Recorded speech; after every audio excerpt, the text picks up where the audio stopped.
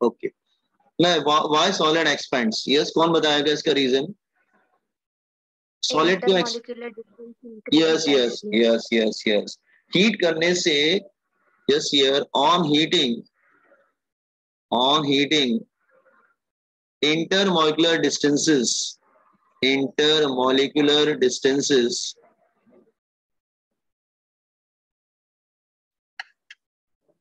increases. Intermolecular distances increases. मतलब ऐसे समझो कि ये सपोज कर लो, अगर मैं एग्जांपल लेता हूँ, सपोज कर लो कि सपोज कर लो ये कोई ऑब्जेक्ट है, नहीं जैसे एक सेकंड, सपोज कर लीजिए this one here, this is any object, so suppose कर लो ये इसके एटम्स है, let's say,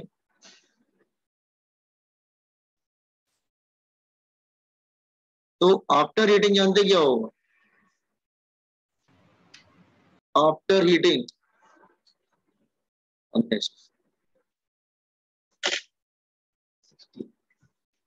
20%,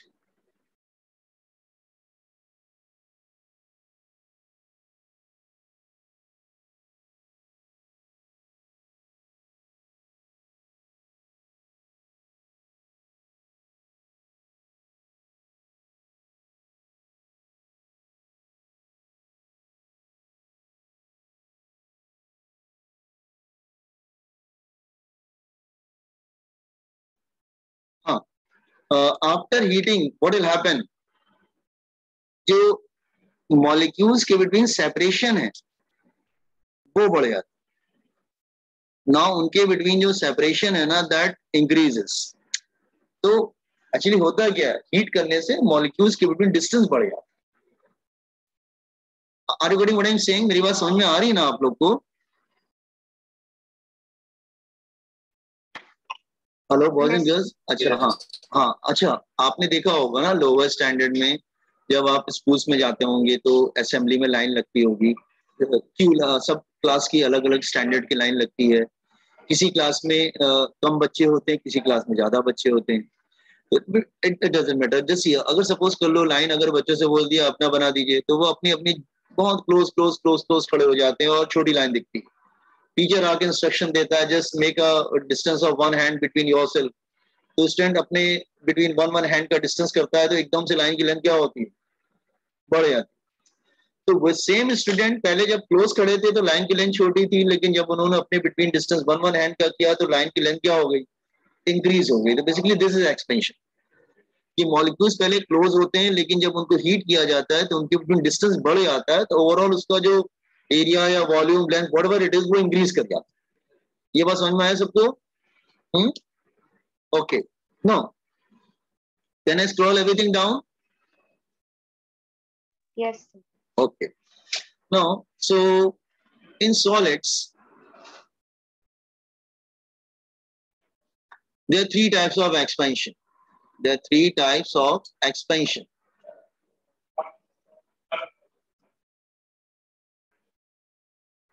Number one called linear expansion. एक सेकंड के लिए ऊपर करेंगे। हाँ चाहिए। Number one called linear expansion.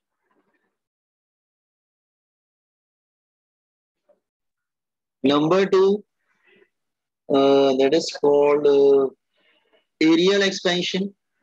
Aerial इसको superficial भी बोलते हैं बेटा, superficial expansion.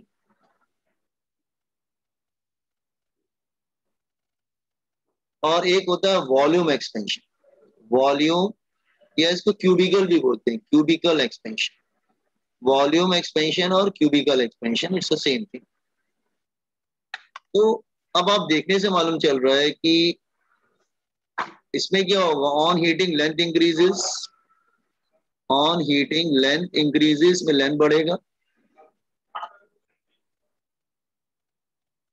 इसमें क्या होगा, ऑन हीटिंग एरिया इंक्रीजेस, इसमें क्या होगा, ऑन हीटिंग वॉल्यूम इंक्रीज। ठीक है, तो increase in length, increase in area, increase in volume. ठीक है, नाउ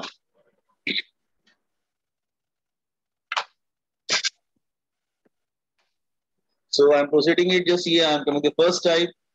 अच्छा, तीनों का डेरिवेशन एक ही है, बस फर्स्ट वन को समझ लेना, बाकी सब एक जैसे ही हैं। First one that is linear expansion.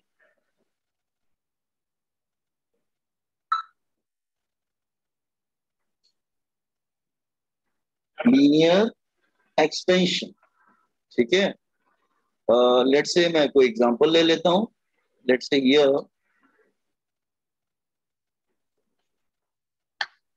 Okay ले, नाउ हम लोग सपोज को लोग रॉड ले लेते हैं,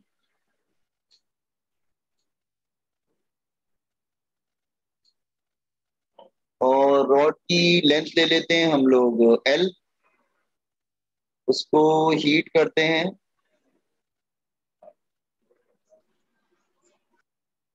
तो उसका लेंथ इंक्रीज करेगा। वैसे ब्रेथ भी इंक्रीज होगा, लेकिन ब्रेथ के इंक्रीज को निगलेक्ट कर रहे हैं, सिर्फ लेंथ के इंक्रीज को कंसिडर कर रहे हैं। तो let's say there is a rod of length L,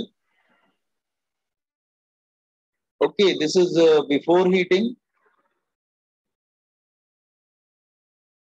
and this is after heating. तो इसका जो लेंथ है वो थोड़ा सा बढ़ जाता है। कितना बढ़ जाता है? Let's say delta L, length बढ़ गया। ठीक है। अच्छा, वन मोर थिंग, अच्छा सपोज कर लो इनिशियल टेम्परेचर हम लोग ले लेते हैं, इनिशियल टेम्परेचर हम सपोज कर ले लेते हैं 3 डिग्री सेल्सियस ले लेते हैं, या फिर हम इनिशियल टेम्परेचर लेट्स से, हाँ, इसको ले लेते हैं initial temperature let's say T1 degree Celsius, और फाइनल ले लेते हैं T2 डिग्री सेल्सियस। ठीक है, डायग्राम समझ में आ रहा है? सो डेल्टा एल क्या है तुम्हारा? Increase in length.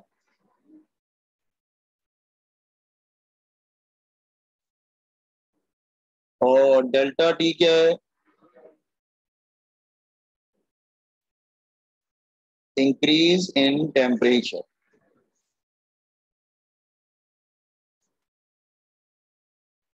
ठीक है, डायग्राम समझ में आ रहा है ना सबको? ओके। अच्छा, डेरिवेशन पहले समझ लो, उसके बाद कॉपी करना। हम्म? मैंने क्या बोला कि first thing is increase in length is directly proportional to increase in temperature. मतलब increase in length is directly proportional to increase in temperature. ये स्टेटमेंट आपको ठीक लगता है? इज इट ओके कि मैं जितना ज्यादा टेम्परेचर बढ़ाऊंगा उतना ज्यादा लेंथ बढ़ेगा? It's okay. Are you agree with this statement?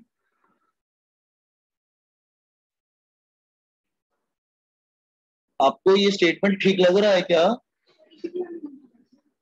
Yes sir. जितना ज्यादा टेम्परेचर बढ़ाएंगे उतना ज्यादा लेंथ बढ़ेगा। ठीक है, करेक्ट है। ओके। अच्छा, अब मैं एक स्टेटमेंट और लिखता हूं। Second statement is increase in length is proportional to original length। मतलब increase in length is proportional to original length. अब ये स्टेटमेंट ठीक लगता है?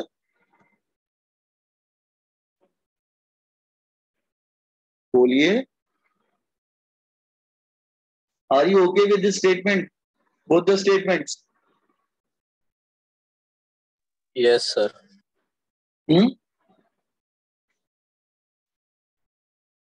क्या हुआ, बहुत शांत है हम लोग, नहीं समझ में आ रहा है? सेकंड वाला एक्सप्लेन करें। सेकंड वाला एक्सप्लेन करें, यस।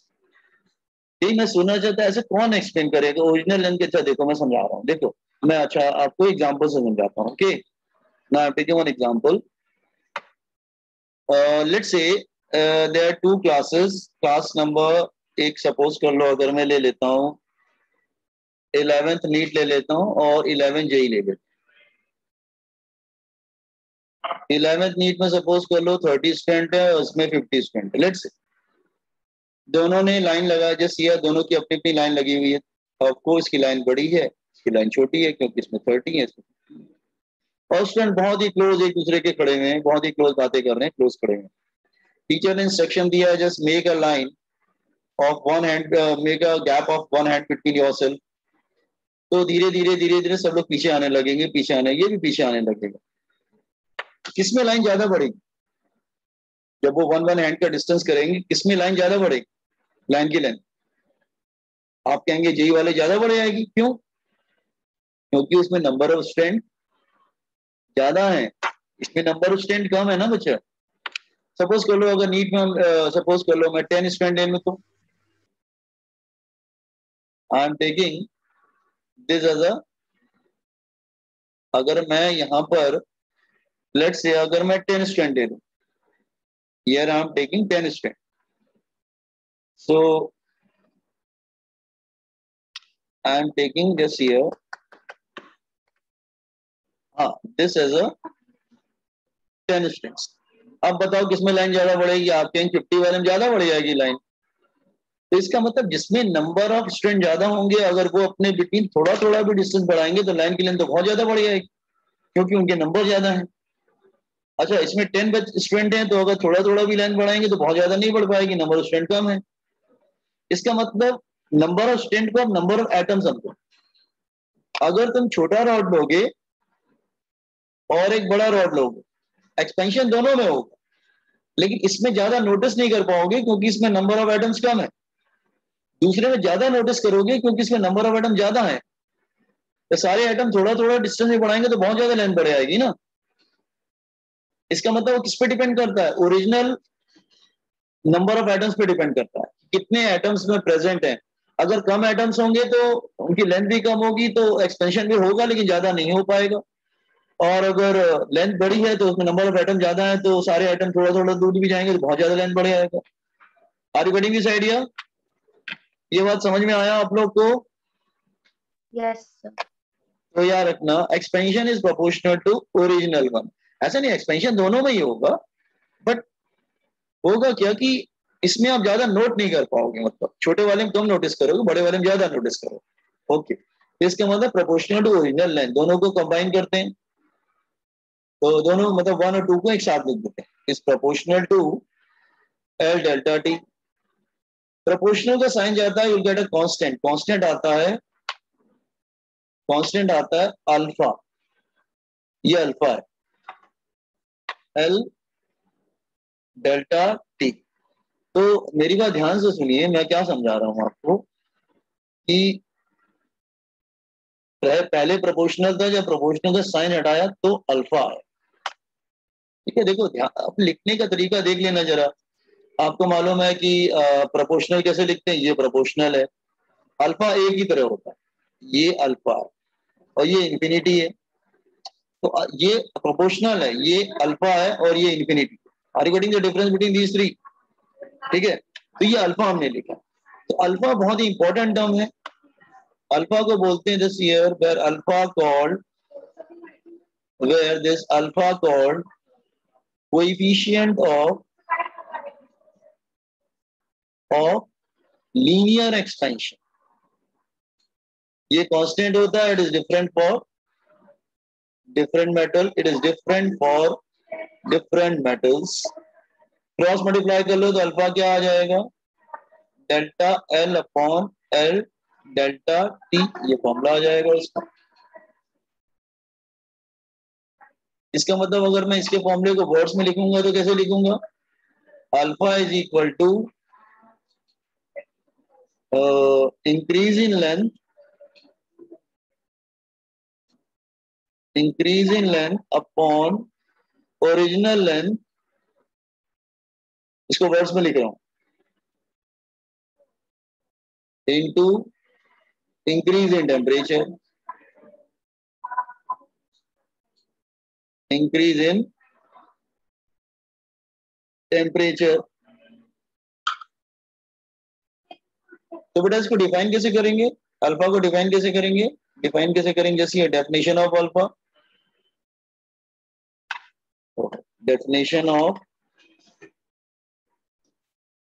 अल्फा, इसको डिफाइन कैसे करेंगे अल्फा को, सी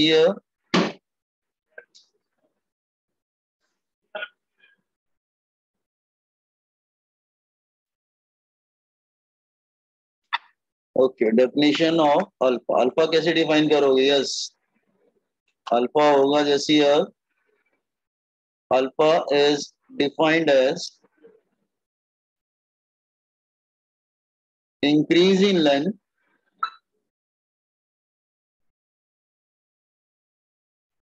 per unit original length, per मतलब upon per unit original length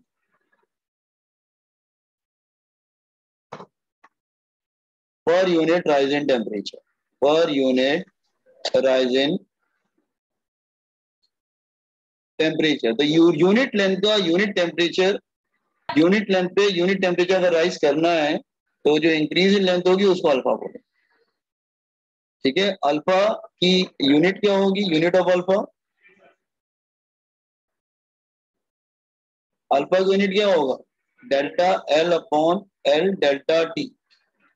तो ये क्या हो जाएगा, that is metre upon metre into kelvin. तो मीटर मीटर कैंसिल हो जाएगा, क्या आ जाएगा, केल्विन इनवर्स, या आप इसको सेल्सियस इनवर्स बोलेंगे तो भी चलेगा, Celsius inverse, degree Celsius inverse. देखो मेरी बात ध्यान रखना हमेशा। This all about alpha, just wait wait wait wait wait, मैं स्क्रॉल करो बस समझाने के लिए। वहां पे एक बात बताना रह गई थी आपको, एक सेकंड।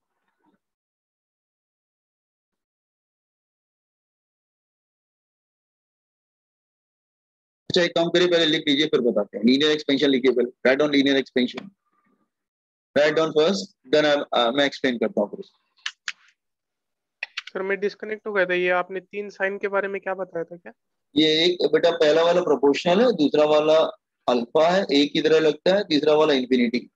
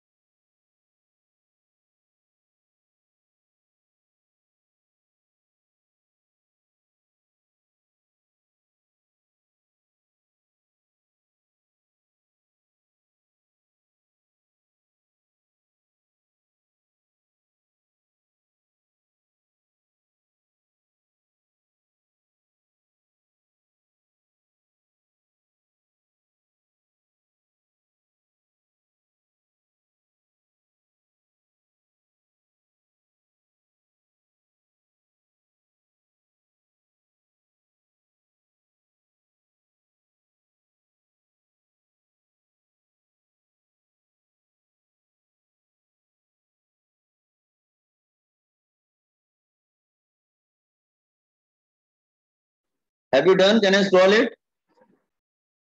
Yes.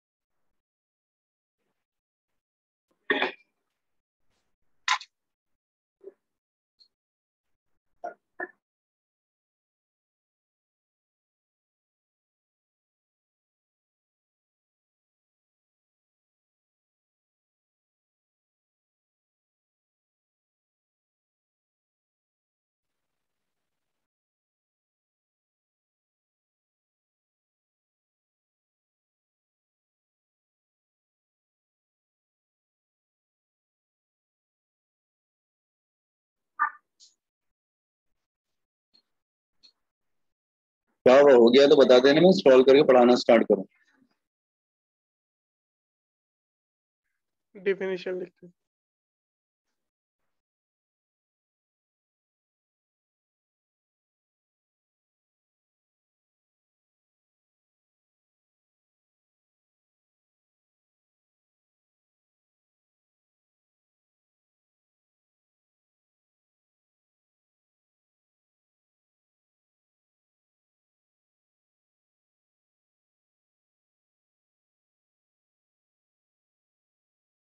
Done, sir.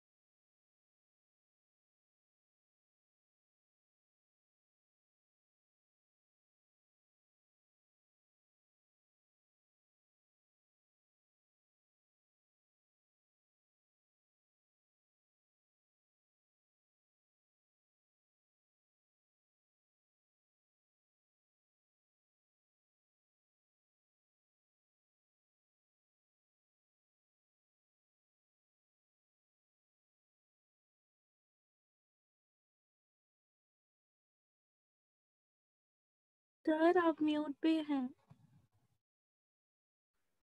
वापस समझाता हूँ, ठीक है। तो हम लोग डेल्टा टी की बात कर रहे थे, change in temperature. Thank you. So अगर टेम्परेचर डिफरेंस पे कभी कभी स्टूडेंट कंफ्यूज होता है कि मैं सर टेम्परेचर किस में लूं, केल्विन में लूं कि क्वेश्चन में तो केल्विन दे डिग्री सेल्सियस दे रखा है, मैं क्या करूं। तो देखो ध्यान से, फॉर्मूला ये है, delta C upon 100 is equal delta F upon delta F upon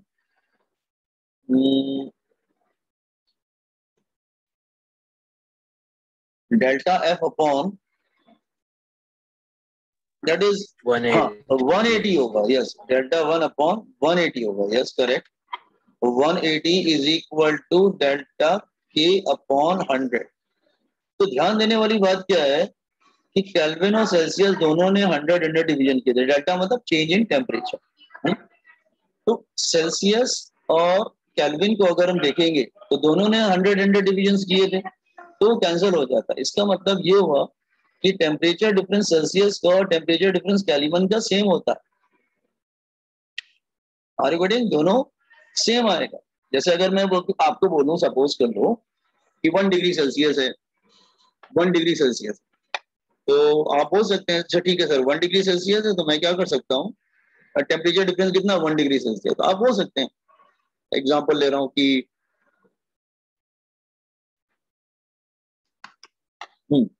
is equal to 1 degree Celsius, चाहे केल्विन में लो चाहे सेंटीग्रेड में लो, दोनों इक्वली आते हैं टेम्परेचर डिफरेंस, ये बात ध्यान रखें।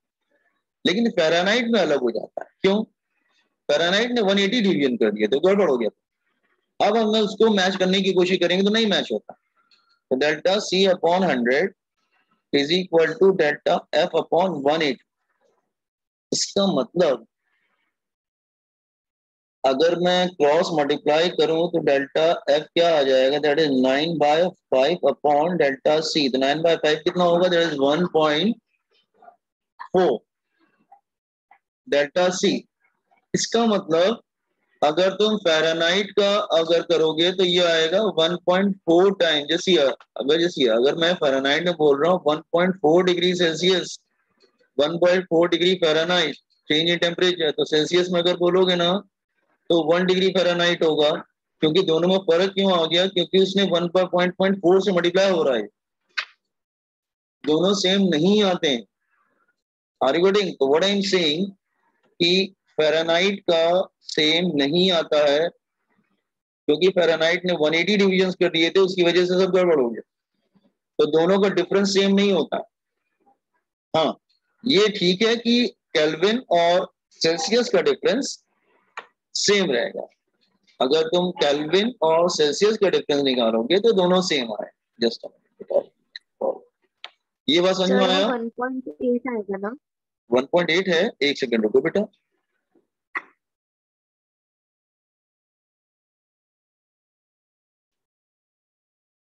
हाँ, आपका correct, very good, thank you. 1.8 degree, इसका मतलब अगर 1 डिग्री सेल्सियस रखोगे डिफरेंस तो फ़ारेनहाइट 1.8 डिग्री सेल्सियस आ जाएगा, दोनों में फर्क आ जाता है। तो ये ध्यान रखना, फ़ारेनहाइट और सेल्सियस सेम नहीं होते हैं। Are you getting? तो फेंका था मैंने, तुमने यार उठा दिया, क्या है? हाँ, समझ में आया बॉयज एंड गर्ल्स? तो डेल्टा सी से कंफ्यूज तो नहीं हो गया? मतलब केल्विन, अच्छा न्यूमेरिकल या तो केल्विन में आएगा, डिग्री सेल्सियस में आएगा, तो कर ही लेना। अब फ़ारेनहाइट आएगा तो ध्यान देना फिर कैसे करना। Are you getting what I am saying? अच्छा अच्छा, ऊपर के तो कंप्लीट कर लिया ना सब, अल्फा वगैरह लिख लिया ना, यूनिट ऑफ अल्फा वगैरह। तो चाहे उसको केल्विन में बोलो या डिग्री सेल्सियस में बोलो, एक ही बात।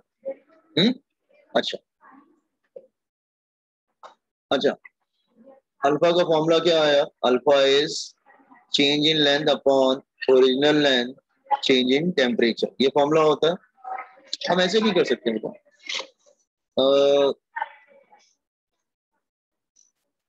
Alpha is equal to L2 minus L1 change in length upon original length T2 minus T1। हम ऐसे भी कर सकते हैं। L1 क्या होगा? Initial length, length at T1 degree Celsius. L2 क्या हो जाएगा? Length at T2 degree Celsius.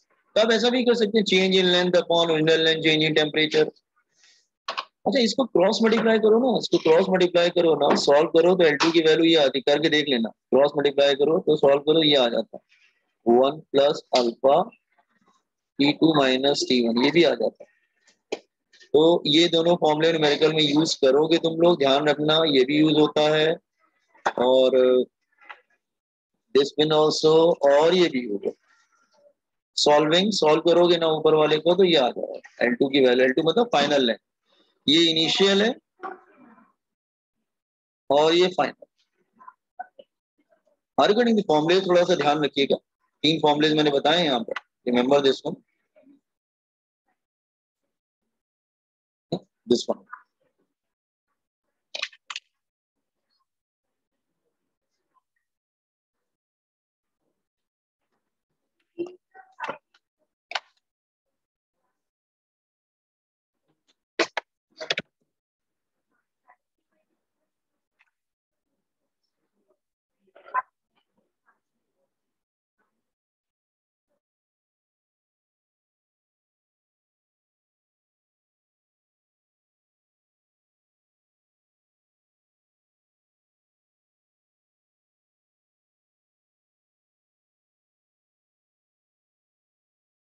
Done sir.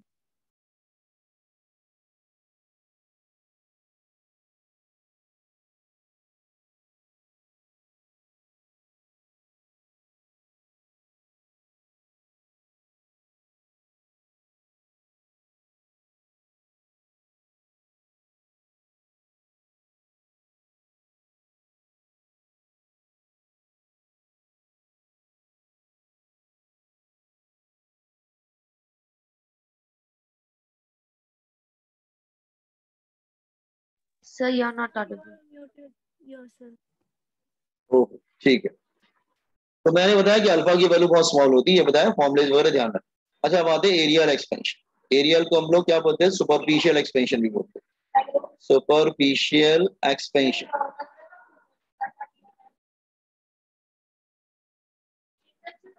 बिल्कुल सेम डेरिवेशन है जैसे उसको किया, बेटा देखो सेम डेरिवेशन, बस लेंथ की जगह एरिया आ जाएगा, that is the only thing, derivation is identical, बिल्कुल सेम डेरिवेशन, ठीक है, समझा रहा हूँ।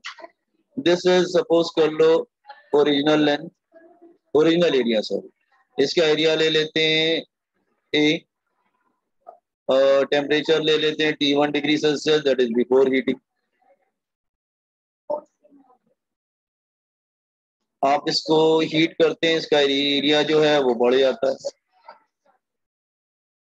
That is after heating.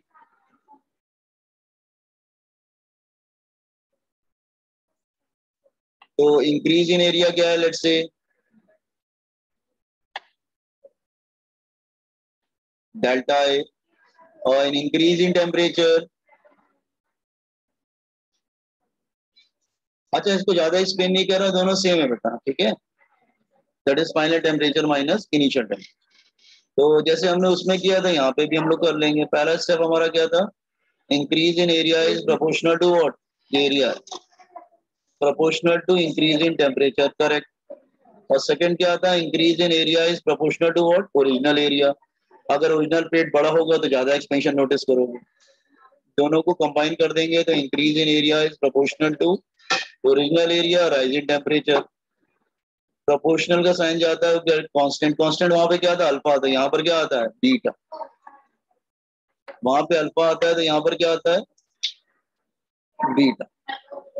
तो बीटा को बोलते हैं coefficient of, coefficient of areal expansion. तो सेम डेरिवेशन है, बस लेंथ की जगह एरिया आ गया, दैट इज ओनली थिंग। देखो लेंथ की, देखो मेरी बात ध्यान से देखो, ध्यान से, लेंथ की जगह एरिया आ जाता है और अल्फा की जगह बीटा आ जाता है, that is the only difference. तो coefficient of areal expansion,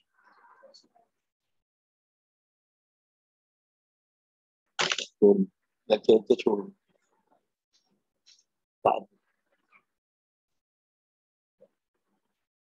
aerial expansion.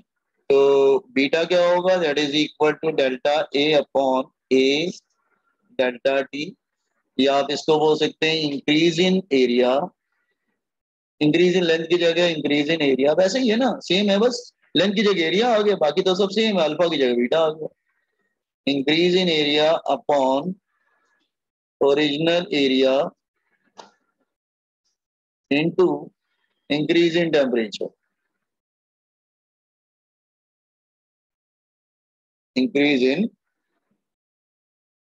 Temperature. तो इसको डिफाइन करना हो तो वही सेम, लेंथ की जगह एरिया आ जाएगा, नथिंग एल्स। तो beta is defined as increase in area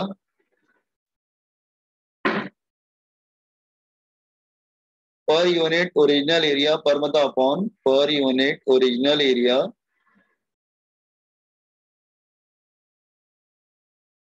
per unit rise in temperature.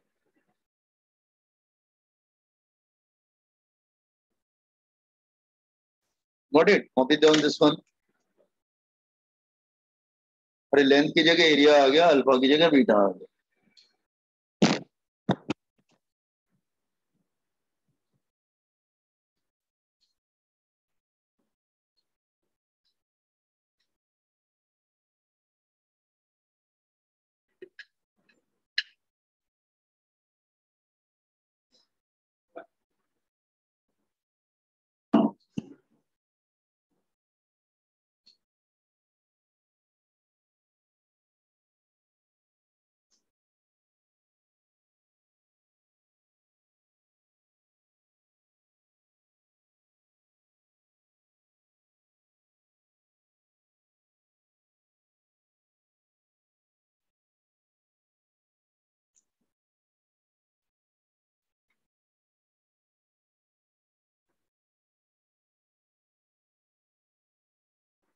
इसका जो एरिया जो है वो बढ़ जाता है, डेल्टा ए जो है वो इंक्रीज इन एरिया हो गया।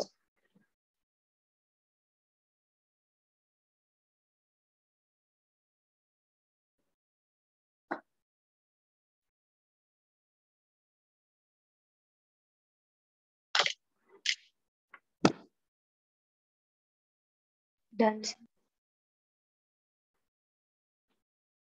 अच्छा फॉर्मूलेस लिख लो। इसके जो फॉर्मूलेस बनेंगे वो क्या बनेंगे? पहला तो बीटा का फॉर्मूला हो गया, that is change in area upon original area change in temperature. दूसरा बन जाएगा बीटा का final area minus initial area upon initial area into rise in temperature. A1 ले लेंगे, that is area at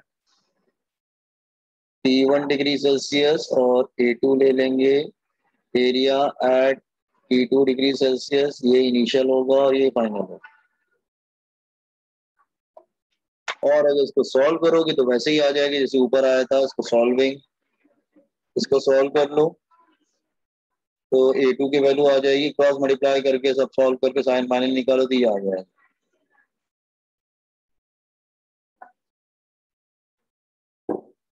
this, तो इसमें भी तुम्हारे 3 फॉर्मूलेज हो गए।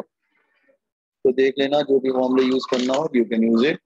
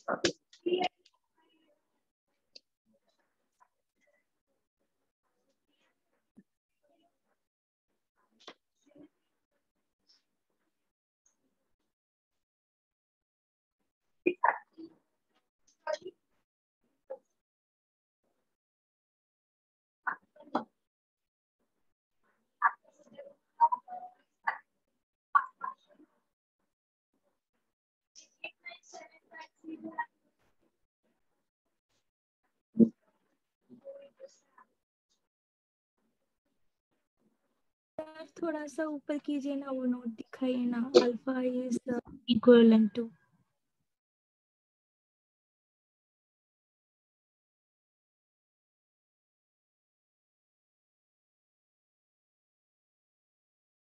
हाँ हाँ बोलिए, क्या बोल रहे थे बेटा?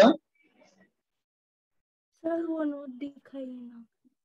हाँ नोट किधर है? नोट तो कहीं नहीं है। सर साइड में जो लिखा हुआ है, अल्फा इज इक्विवेलेंट टू।